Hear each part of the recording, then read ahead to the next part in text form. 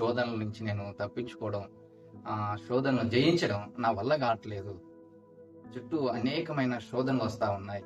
Mobile ద్వారా శోధన ఉంది, స్నేహితుల ద్వారా శోధన ఉంది, తోటి ఉద్యోగస్తుల ద్వారా శోధన ఉంది. ఎక్కడికి నేను వెళ్ళినా, సమాజంలో ఏ ప్రదేశంలో నేను అడుగుపెట్టినా భయంకరమైన శోధన నాకు ఎదురవుతా ఉంది.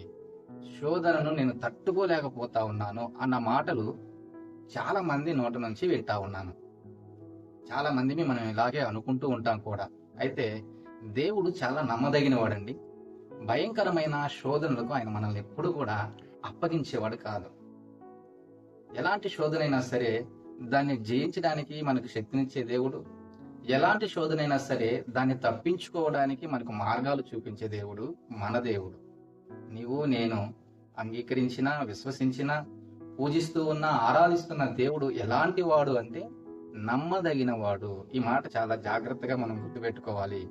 దేవుడు ఎంత మాత్రం కూడా మనలను శోధనలకు, శ్రమలకు మనల్ని అప్పగించేసి అలా చూస్తూ ఉండిపోయే దేవుడు కాదు.